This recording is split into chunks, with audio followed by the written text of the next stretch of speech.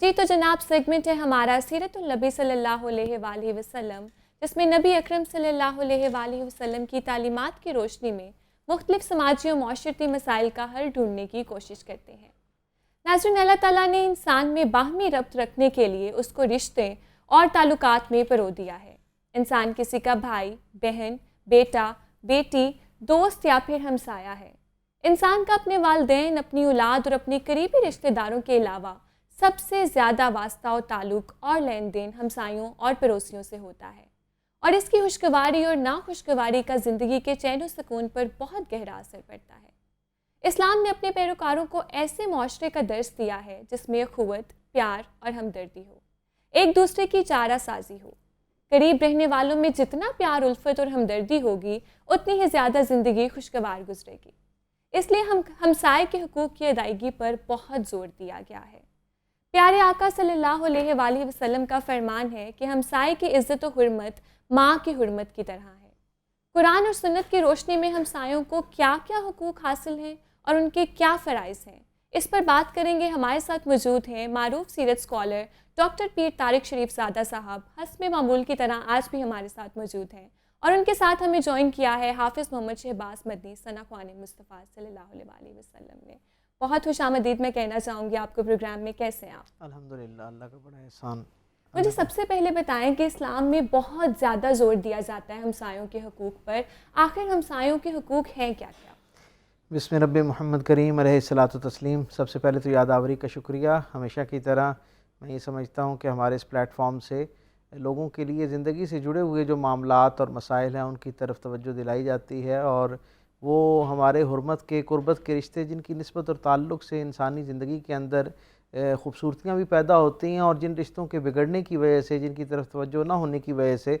زندگی کے اندر مسائل بڑھتے ہیں، ان کی طرف بھی نشاندہی کی جاتی ہے۔ تو یہ یقیناً خیر کا امر ہے۔ اللہ تعالیٰ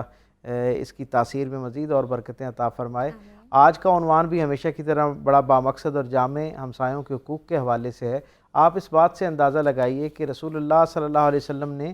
جن چند چیزوں کے لیے خود دعا فرمائی، ان میں سے ایک اچھے ہمسائے کا ساتھ ہے۔ تو آپ اس سے اندازہ کیجئے کہ ہمسائے کا اچھا ہونا جو ہے وہ کتنا اہم عمل ہے۔ اور پھر رسول رحمت صلی اللہ علیہ وسلم فرماتے ہیں کہ جبرائیل امین نے متعدد بار مجھے ہمسایوں کے حقوق کے حوالے سے اتنا زیادہ آگاہ کیا، اللہ کی طرف سے اتنی توجہ دلوائی کہ مجھے یہ گمان ہونے لگا کہ شاید پڑوسی جو ہے اس کو بظاہر خونی رشتہ نہ ہونے کے باوجود کہیں وراثت میں اس کے لیے حصہ نہ رکھ دیا جائے۔ تو یہ اتنا ہے۔ اور پھر ہم دیکھتے ہیں کہ خود قرآن حکیم کے اندر سورہ نساء کی آیت نمبر 36 میں جہاں اللہ نے انسانی سماج کے حوالے سے بہترین رہنمائی عطا کی ہے، رشتوں کی ترتیب اور ان کی اہمیت کے حوالے سے ایک توجہ دلائی ہے، اور اپنی مخلوق کو ایک دائمی رہنمائی عطا کی ہے، اس کے اندر جہاں اللہ اپنی عبادت کا تذکرہ کرتا ہے اور پھر اس سے اگلے درجے پر والدین کے ساتھ، قرابت داروں کے ساتھ حسن سلوک کی بات کی جاتی ہے، وہاں پر تفصیل کے ساتھ اللہ تعالیٰ جو ہے وہ ہمسایوں کے حقوق کے حوالے سے بھی بات کرتا ہے۔ اور پھر آپ یہ دیکھیں کہ ایسا خوبصورت رہنمائی کا یہ ذریعہ ہے قرآن حکیم کہ اتنی تفصیل سے انسان کے لیے اللہ نے اس کے اندر روشنی رکھی ہے کہ قرآن حکیم کی اسی آیت کے اندر اللہ نے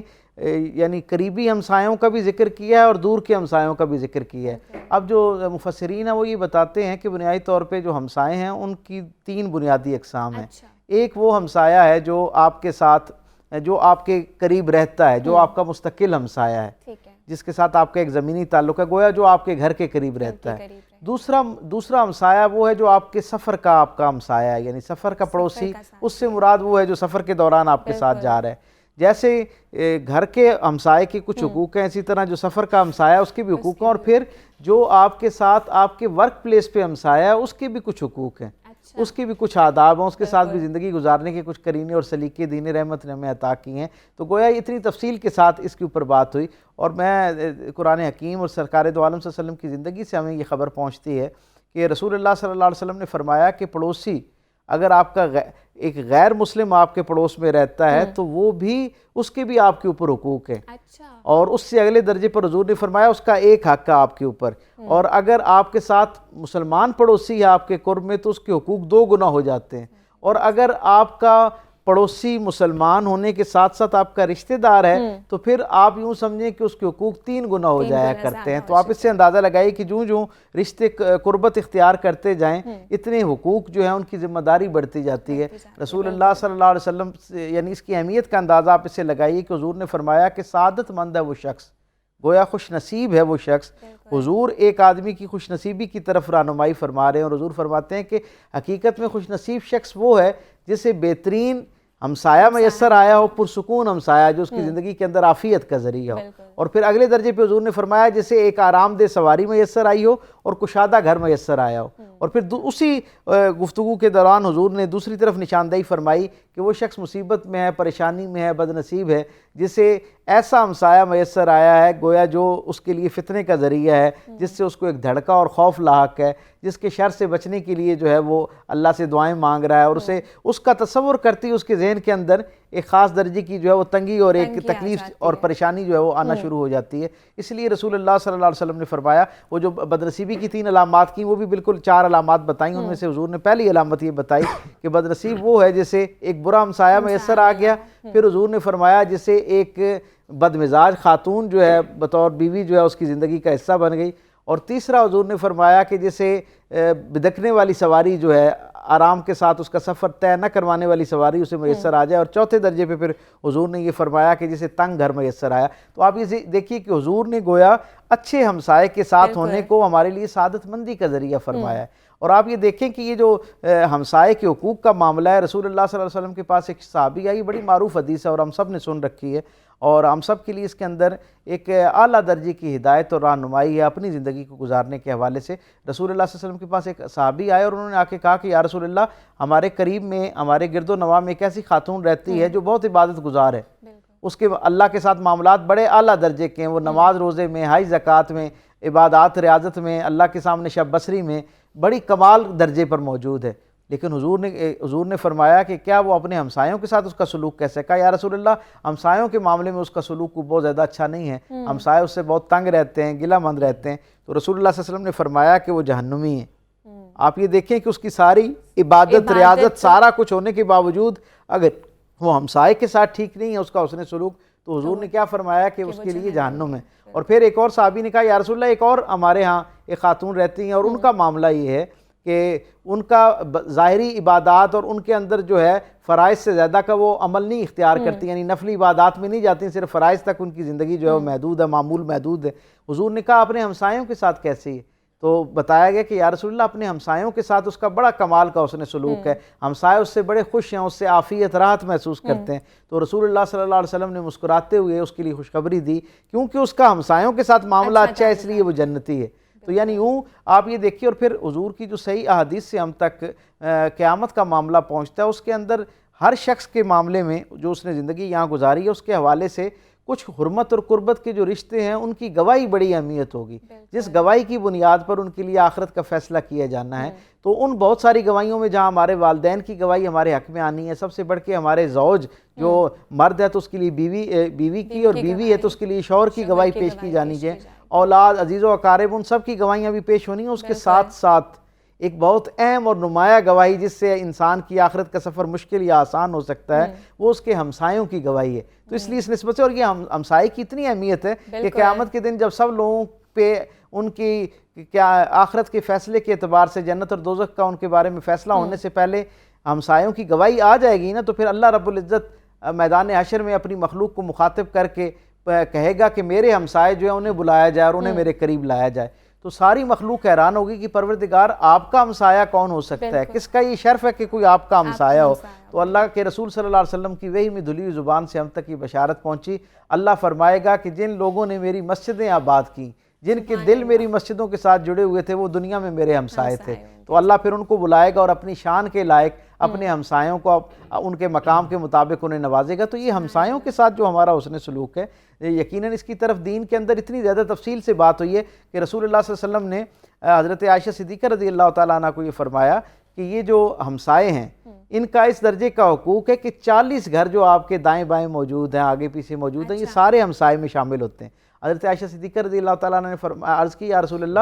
مجھ پہ سب سے زیادہ ہمسایوں میں کس کا حق ہے؟ تو حضور نے فرمایا جس کا دروازہ تمہارے دروازے کے سامنے ہے. اور مفسرین ہمیں یہ بتاتے ہیں کہ ایک تو سب سے زیادہ حق اس کا ہے جس کا دروازہ آپ کے ساتھ ہے، پھر جس کے ساتھ آپ کی زمین ملی ہوئی ہے یا دیوار ملی ہوئی ہے اس کا حق بھی آپ کے اوپر زیادہ ہے. اور حضور کا اپنا یہ معمول تھا کہ حضور اپنے جو گرد و نواح میں رہنے والے آپ کے ہمسائے تھے ان کا بڑا خیال رکھتے تھے اور ان کے ساتھ بڑا حسن سلوک فرماتے. ان کے لیے ویسے تو حضور سارے عالمین کے لیے رحمت تھے، اور مدینے میں بسنے والا ہر شخص جو تھا اسے یوں محسوس ہوتا تھا کہ وہ رسول اللہ صلی اللہ علیہ وسلم کی خاص توجہ اور شفقت میں ہیں. لیکن حضور کے اپنے جو ہمسائے تھے، جو گرد و نواح میں رہنے والے لوگ تھے، ان کے ساتھ حضور کا سماجی درجے پہ اتنا اعلیٰ عرفہ وہ تھا، یعنی رشتہ تھا کہ کئی اصحاب جو ہیں جو مدینے کے باہر بڑے بڑے گھروں میں تھے، وہ حضور کی اس قربت کی وجہ سے انہوں نے اپنے جو چھوٹے گھر تھے ان میں رہنا پسند فرمایا تاکہ حضور کی قربت میسر رہے، حضور کا ساتھ اور حضور کی ہمسائیگی میسر رہے. حضور نے اسی نسبت اور تعلق سے یہ بات بھی ہم تک رہنمائی کے لیے فرمائی. حضرت ابو ذر غفاری رضی اللہ تعالیٰ عنہ کو حضور نے فرمایا اے ابو ذر جب اپنے گھر میں کھانا بنایا کرو تو اپنے کھانے کے اندر شوربے کو تھوڑا بڑھا لیا کرو تاکہ تمہارا ساتھ کے ارد گرد کے جو آپ کے پڑوسی ہیں ان تک بھی یہ خیر جو ہے وہ پہنچ جائے. اور پڑوسی کے جو حقوق ہیں ان کو شعب الایمان کی ایک حدیث مبارک ہے، اس کے اندر سرکار دو عالم صلی اللہ علیہ وسلم نے کیا خوبصورت اور جامع انداز میں بیان فرما دیا. حضور نے فرمایا پڑوسی کا دوسرے پڑوسی پر پہلا حق یہ ہے کہ اگر وہ کسی معاملے میں اس سے مدد طلب کرے تو وہ اس کی مدد کے لیے اپنے آپ کو پیش کرے. اور حضور کو یہ مدد کرنا، کسی کی مدد میں کام آنا اتنا پسند ہے. حضور فرماتے ہیں اگر کوئی شخص میرے پاس آئے اور مجھے آ کے اپنی کوئی مصیبت بتائے اور کہے کہ آپ کے ساتھ جانے سے وہ مصیبت رفع ہو سکتی ہے، تو حضور کہتے ہیں اس کے ساتھ جاننا، اس کی مصیبت کو دور کرنا، یہ ایک عام آدمی کی بات ہو رہی ہے جس کا بظاہر اس طرح براہ راست حق نہیں ہے یا اس درجے کا حق نہیں ہے جیسا ہمسائے کا حق ہے. اگر وہ شخص آتا ہے اور حضور فرماتے ہیں کہ میں اس کی مدد کے لیے اس کے ساتھ چل پڑتا ہوں تو مجھے یہ عمل مسجد نبوی کے اندر ایک مہینے کے نفلی اعتکاف سے زیادہ محبوب ہے، زیادہ پسندیدہ ہے. تو آپ تصور کیجئے ایک تو مسجد نبوی کا اعتکاف اور پھر سرکار دو عالم کا اعتکاف،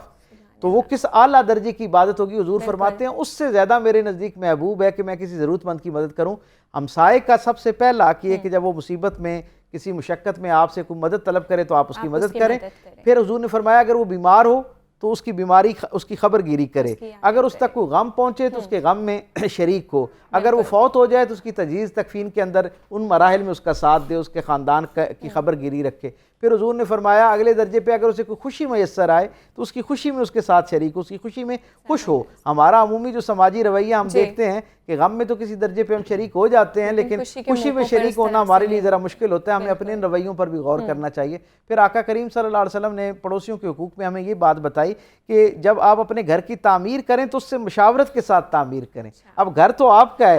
سارے اختیارات آپ کے ہیں، لیکن آپ نے اس سے اس لیے مشاورت کرنی ہے کہ کہیں آپ کی دیوار کا اونچا ہونا اس کے لیے روشنی اور ہوا کو روکنے کا ذریعہ نہ بن جائے. پھر کہیں ایک خاص درجے پہ حضور نے یہ بھی فرمایا کہ پڑوسی کے ایک اور حدیث میں کہ پڑوسی کا ایک دوسرے پڑوسی پہ خلوت کا حق بھی ہے، یعنی آپ اس کی پرائیویسی جو ہے اس کا بھی خیال رکھیں. عموماً ہمارے ہاں جب ہم تعمیرات کرتے ہیں تو ہم اپنے نقشے اپنے گھر کی کا جو انداز ہے اس کا انداز تعمیر خوبصورت بنانے کے لیے بھول جاتے ہیں کہ ہمارے ارد گرد رہنے والے لوگ جو ہیں